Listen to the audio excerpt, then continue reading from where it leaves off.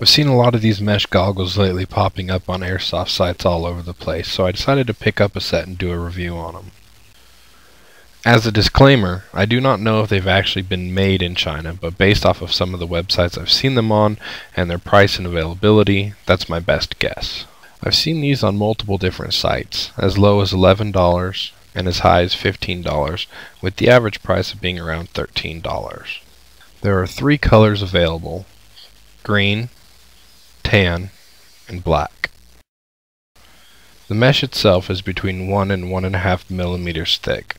The openings on the holes are about 1.3 millimeters in diameter. These can be considered full seal goggles, as they have a rubber lining that is glued around the outside of the plastic housing. The strap itself is one solid piece of elastic, and when adjusted all the way out, it's about 7 inches from the face of the goggles. By my estimation, it'll stretch more than enough to be able to fit on a helmet. The quality on the mesh, as well as the plastic housing that holds the mesh, is very nice. There's no dings or dents or scratches anywhere on these. A couple of seams on the strap are only single stitched and were starting to pull out. Additionally, the foam rubber that fully encapsulates the eye, making these full sealed, is glued onto the plastic frame and is very easily separated from the frame. It's not an issue while wearing them, and it doesn't want to fall off, but with a little bit of pressure you could easily peel it off. Moving on to the fun part, we are going to test the impact resistance of these goggles. For our testing, we're going to use 3 different types of airsoft weapons: a gas blowback pistol, a standard AEG, and an upgraded bolt action rifle. Ahmed here is going to be our test subject for today's testing, and all shots are going to be fired at approximately 12-inch distance from the goggles, using .2 gram Airsplat brand glow-in-the-dark BBs.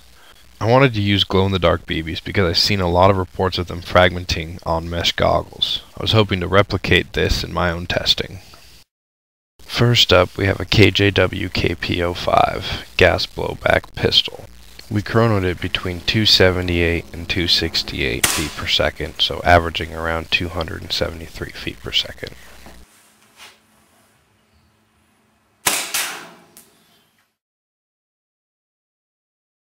We had some slight BB fragmentation, but for the most part the BB deflected right off the goggles and did not leave very much of an impact. Next, we have an ICS M4 AEG. We chronoed this in at around 354 feet per second, averaging around 353.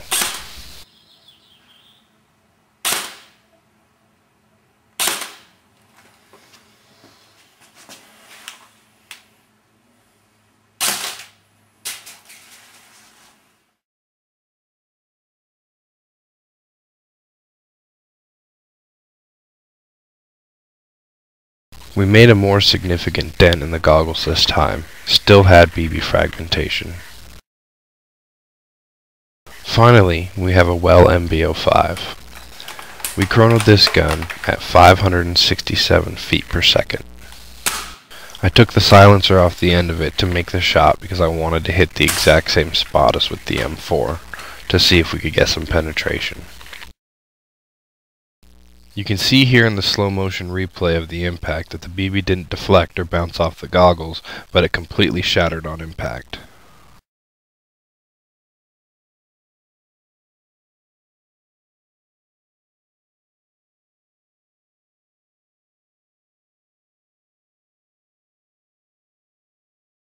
The pistol at point blank range made a slight depression in the mesh, whereas both rifles hitting in the same spot made an even larger depression. Despite the high velocity and point blank range, the mesh was able to withstand any sort of penetration. Ahmed may have sustained minor eye injuries due to the BB fragmentation. In summary, you get what you pay for. Materials for the strap and the foam lining around the inside of the lenses was very cheap. The mesh, however, on the outside was able to withstand point-blank impacts of various ranges of airsoft weapons. Are they the best goggles out on the market? No. Will they keep your eyes safe? Absolutely. This video is in response to Rogue Wolf from the Airsoft Sniper Forum's request to see some impact shots on the frames themselves. I also received this picture from Renegade on the First Sword forums. He informed me that the damage to his goggles happened during a CQB match. I'm gonna skip the other guns and go straight to the high-powered rifle. This first shot was taken from about a foot away and hit directly on the side of the frames. Surprisingly, there were no scratches, dents, broken chips, or any pieces. It was hardly even noticeable where the impact took place. I decided to take another shot, this time closer from about 4 inches away. This BB landed directly on the ridge line above the frames of the goggles.